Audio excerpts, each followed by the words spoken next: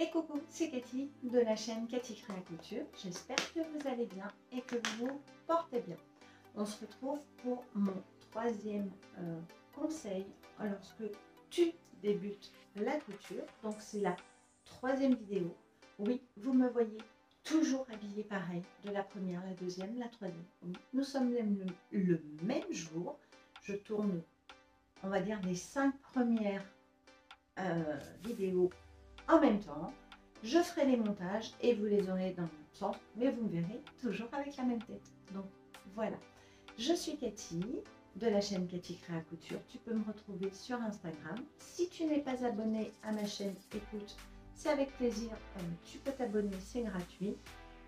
Déclencher la petite cloche pour avoir les notifications de ma chaîne, de me mettre un petit pouce en l'air, me mettre un commentaire. Si tu n'as pas envie d'écrire, un petit smiley me fera toujours plaisir et je n'y manquerai pas en tout cas. Donc cette troisième vidéo, tu commences la couture et tu as envie de coudre. Donc dans quoi tu vas aller t'embarquer? J'ai envie de te dire que tu peux devenir addict très vite des tissus. Ah bah oui, j'en connais qui sont très addicts. Peut-être moi la première, mais j'en connais plein. Donc tu as deux catégories de personnes quand tu fais de la couture. Tu as les raisonnables, qui de temps en temps font des exceptions et qui dérogent à la règle, qui en achètent un petit peu plus. Et puis tu en as qui sont pas raisonnables du tout, dont je fais partie. Mais ça fait quand même 6 ans maintenant que je couds. Donc, est-ce que je suis légitime? Non, mais bon, bah écoutez, ça me fait plaisir d'avoir tous ces tissus autour de moi et que je vais coudre de toute façon un jour. Donc, tu commences la couture. Je t'ai plutôt conseillé de commencer avec du coton. Donc, du coton, tu en connais autour de toi, un drap, une tête d'oreiller, une housse de couette. Voilà, c'est du coton. Donc, on peut, alors je t'en montre un qui est un graout, qui n'est pas du tout extensible. Donc, c'est une matière qui n'est pas extensible. Il y a un droit fil qu'il faut respecter. Donc, là-dessus aussi, je t'invite à t'informer sur les choses. Si tu fais de l'accessoire, j'ai envie de te dire, tu peux couper ton tissu dans ce sens-là ou dans ce sens-là. C'est pas dramatique. Et si on fait des erreurs, surtout ne te culpabilise pas. Tu as le droit de te tromper quand tu débutes et même après, on apprend tous les jours et c'est en faisant qu'on apprend. Donc voilà, arrêtez de se culpabiliser, se dire j'ai gâché du tissu. Non, tu commences, donc tu vas pas gâcher du tissu, tu apprends. Donc voilà. Donc, du coton, avec ça, bien évidemment, tu peux te faire, si tu as envie tout de suite de commencer du vestimentaire, tu peux te faire une chemise, tu peux te faire un top, tu peux te faire des petites culottes, mais il y a quand même de l'élastique, donc j'irai pas trop là-dessus. Une petite blouse, un pantalon, un petit short, voilà. Tu as des choses à faire en coton. Ensuite, je t'avais proposé aussi, tu peux commencer à coudre une viscose. Donc, je t'en montre une, voilà, qui est de mon goût, hein, c'est pas... Voilà, donc une viscose, c'est un chêne et trame aussi. Donc, elle n'est pas extensible, celle-ci ne l'est pas. Il y a certains tissus comme le jersey de viscose qui est extensible, puisque le jersey, c'est une façon dont on tricote la maille, c'est pas une matière, c'est la façon dont on tricote. Et la viscose est aussi une matière différente de fibres qui te donne du jersey de viscose. C'est comme un t-shirt très un peu plus léger que le jersey de coton. Ça, ce que j'ai, c'est du jersey de coton, tu vois, c'est extensible. Tu peux commencer avec du jersey de coton, qui me semble plus facile avec que du jersey de viscose. Voilà, parce que le jersey de viscose, il est un peu plus fluide. Donc, il peut glisser. Mais du jersey de coton, tu peux commencer avec du jersey de coton, il n'y a pas de souci, on va en parler. Donc, tu as ce genre de viscose-là. Alors, elle est fluide, mais lorsque tu vas l'épingler, ce n'est pas un tissu qui va glisser. Ça va bien se tenir et en cousant doucement, tu peux tout de suite arriver à te coudre un petit top, un petit pantalon, un petit short. Voilà, tout ce que tu peux dans le vestimentaire. Si le patron te préconise de la viscose, eh ben, sache que tu peux commencer quand même là-dessus. Donc, ça, c'est les tissus chaîne et trame, on est d'accord. Donc, dans le chaîne et trame, tu as aussi le lin, tu as la soie, la microfibre, de la mousseline. Je ne te conseille pas, bien évidemment, de commencer avec de la mousseline. Je vais t'en présenter une. Alors, je crois même que celle-ci, on l'appelle voile de mousseline. Ce n'est pas quelque chose que j'aime coudre.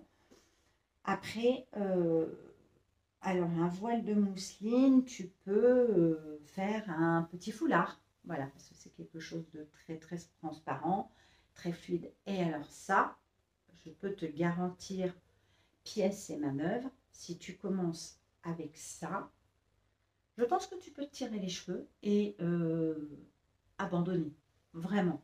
Alors, certes, c'est agréable, c'est léger, mais pour commencer, c'est pas top, top, top. Donc ça, je ne te le conseille pas. Ensuite, tu as des toiles de coton, voilà, un peu plus épaisses. Celle-ci, elle est assez épaisse, que tu peux prendre pour plus de l'accessoire. Voilà, ça c'est voilà, plus pour faire, on va dire, des coussins, une trousse de toilette, du vestimentaire. Celle-ci est un peu épaisse. Là-dessus, justement, tu apprendras que sur certains tissus, tu as du grammage. Plus le grammage est petit, plus le tissu est léger. Je m'explique. Celui-ci, peut-être qu'il fait, je vais dire une bêtise parce que je n'ai plus du tout le grammage. Ah bah si, attends. Est-ce que c'est ça? Mon étiquette qui est là.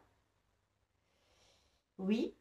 Alors, donc, c'est du polystyrène et du coton, 50-20, et il n'y a pas le grammage. Par contre, il y a l'entretien. Alors, on va dire qu'il fait 200 grammes au mètre carré. Ça veut dire que tu prends 1 mètre carré, il y a 200 grammes. Une mousseline comme ceci, je vais te dire une bêtise, mais tu as peut-être 90 grammes au mètre carré, parce que tu vois, c'est hyper fluide. Donc ça, quand tu vas acheter ton tissu, tu vas avoir des descriptions. Et plus le chiffre est petit, plus ton tissu est léger, plus il est grand, plus il est lourd. Déjà, ça peut te donner une idée. Donc, coton. Ensuite, tu te dis, non, mais moi, j'ai envie, j'ai entendu.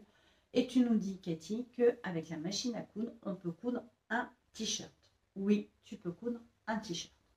Donc, tu as ce qu'on appelle du jersey de coton.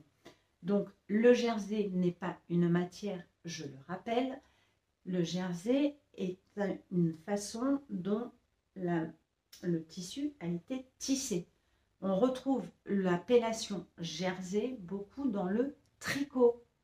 On tricote une maille à l'endroit, enfin un rang à l'endroit, un rang à l'envers. Et ça donne une façon de tricoter la maille qui fait du jersey, donc c'est extensible. Donc, celui-ci, on l'appelle jersey de coton, pardon. Donc, tu vois, c'est extensible comme ceci et extensible comme cela. Donc ça, oui, tu peux te faire des culottes, tu peux te faire un short pour la maison, un t-shirt, un pantalon style jogging, un legging. Qu'est-ce que tu peux te faire d'autre dans du jersey? Un sweat. Voilà, toutes ces matières qui ont besoin, quand tu le passes, de t-shirt, une extensibilité. Quand tu commences à coudre du jersey, du sweat, du pull, des choses comme ça, quand tu commences à connaître cette matière, il est vrai que tu tombes vite dans la marmite du jersey. Nous avons notre belle Virginie de l'Atelier de Vie. Coucou ma belle si tu passes par là. Qui a son slogan que j'ai entendu dès le départ, puisque suivi Virginie très très vite quand j'ai commencé la couture. Bref, c'est pas le sujet. Elle dit, il n'y a que maille qui maille. Ah bah oui. Ah, parce que dès que tu tombes dans les mailles, dans le jersey, mais c'est tellement confortable et c'est tellement agréable à coudre que tu peux vite prendre goût, en fait. Et je pense qu'il y a dans la couture deux teams, la team chaîne et trame et la team jersey. Mais on coud toutes du chaîne et trame et du jersey, mais à des degrés différents. Donc c'est à toi de choisir la matière que tu souhaites vraiment adopter, tout ça. Jersey de coton, tu peux bien évidemment le coudre à la machine. Ça sera juste un petit peu plus long. Par contre, pour coudre du jersey de coton ou du Milano ou du scuba, je te donne plein de matières comme ça, extensibles, du sweat, du molleton, du French terry, je te les afficherai là. Il te faut bien évidemment, comme j'ai toujours dit, si tu ne lui mets pas ce qu'il faut, elle ne te fera pas de jolis points. Donc, il te faut des aiguilles jersey ou stretch ou overlock. Ça, c'est des aiguilles que tu peux utiliser. Donc, le conseil premier, achète-toi juste un paquet d'aiguilles à jersey. Donc, voilà.